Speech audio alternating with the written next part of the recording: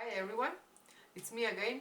Welcome to the White Cane Corner, where we are speaking about different topics that have to do something with visual disability, with blindness, with low vision.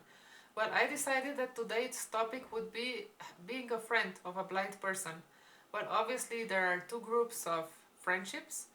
One is if another person that is also blind or has a low vision is a friend of a blind person, and the other one would be a person that does see, not being a friend of a blind person. Let's focus first on the first group of friendships. What are the advantages? What could be complications? In my opinion, obviously, you can have your own opinion or experience. Well, the advantage is obviously that you are in touch with someone that is going pretty much through similar or the same things as you are. So the person can be more empathetic and more understanding than anyone else because they know what you're talking about. Well, this condition is, I would have to say, quite complex in the sense that it's not only the physical part of having this issue. You also have to learn how to do things differently than other people. It doesn't matter if you're blind since you are born or you lose sight during your life. And well, obviously there are some emotional processes. So it's sometimes nice to share with someone else what's going on, and that person knows exactly what you feel and how you feel. And maybe if that person already went through the same thing, the person can give you a very good tip. Or at least to me, in my opinion, the person is authorized to tell you something because, well, they have been there, no? Because sometimes I was bothered by people that are sighted telling me, no, don't worry, you learn, it will be easy. I have seen, they didn't even say where, but I know on YouTube, people that were blind and they were incredibly doing things without being able to see, and I thought they were geniuses, no? And I was thinking, well, it's very easy for you to say that, no? I'd like to see you being blind only for one day, and I would see if you would still have this opinion. Don't worry, it's easy, no? So that those kind of friendships might be good in those senses, in those senses. On the other hand, it can be complicated if the two people aren't very independent, if they have to wait for someone to take one person to the other to be able to spend time together. That could be one problem, but not necessarily, no, because, well, it's very possible that one of both would be quite independent. And also maybe if one of those is going through very hard times, that has a very strong depression, and as a good friend you would listen to your friend, it can be kind of in a way dangerous for you because it could start pulling you down because you feel bad for your friend. You obviously, you're not made of stone, and we also have pretty much same issues, so it can scare you. You can start having ideas about your condition, so that could be a negative thing. And maybe not necessarily, but maybe repetitive topics, no, what, I don't know, always tips about something, always, I don't know, medical checkup, so to say, by phone. But it's not necessarily, it could happen. And then we have the friendships between sighted people and people that are visually disabled. What do I think about those kind of friendships? Well, I love them very much. Not that I don't like the other ones with other blind people, no, but I love them. Mainly, I mean, one of the big reasons is I don't consider myself only a blind person. I'm also a mother, I'm also a wife, I'm also an English teacher, now I'm also a YouTuber, I'm also a daughter, I'm also a foreigner in Mexico. I'm so much more than only a disabled person.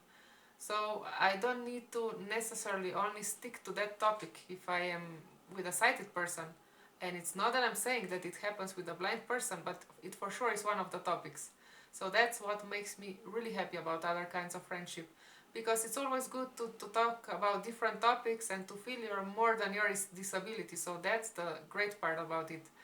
The problematic part about that kind of friendship could be that your friend would suggest to do something that it's impossible for you at certain point, or impossible, I don't know. For example, if you can't go on your own somewhere and there's no way for someone to take you, and that person that is sighted probably has difficulties to understand, no, what exactly would you need or how it would be the easiest for you. but it's also fixable because you can always say, you know what, I'm so sorry, but it's kind of complicated for me. Could we do it this way? And you just suggest the way it's okay for you, and I think it's possible, not to find something, to find an option, not to spend time together. Secondly, there can be, I would say, two dangers. One of them, that you would constantly speak about these things, that about your health condition, that friend of yours would try to comfort you, and I wouldn't like to do that. And secondly, that you would make too much fun, but I think blind people, eventually majority of us, get sense of humor that has to do with our condition. But if you say a joke every time you see the person that has to do something about your sight, I think it can be annoying. So I think you have to be aware, no, that you're not overwhelming the friend with with your condition. Not that it's a taboo, but also not that you always touch it, no, especially if you want to have a different friendship, no, not necessarily talk about these disabilities. And what could a sighted friend do for you? Well, try to understand how it would be the easiest way to do some things together, or ask, no, what do you think about doing this? How it would be the easiest for you? And I don't know, what is this complicated? How could I help you out? No, so, but like not too considerate, not being too pushy, or not being too soft and sweet, because then it has a contrary effect. So yes, thoughtful, but like normal, naturally, no, not exaggerating. And I personally like to combine the things. It's nice to, and I do have some friends that are blind or with low vision, and it's nice to be in touch with them and to ask them how they're doing. Sometimes I don't know, to share if we have any new achievement, or if you don't know how to do something, you ask how they do. That is nice. And also to do something that has nothing to do with our condition with these same people, it's also nice. But sometimes it's just, and not because one would like to run away, but no, I mean, we are really so much more than disabilities. So it's just so cool to be just someone, like anyone else, that has a small detail there.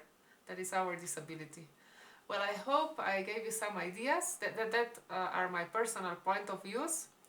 If you are visually disabled, with what people do you prefer to hang out, with sighted or with blind people? And if you are sighted person, do you have any person, any friend that is visually disabled?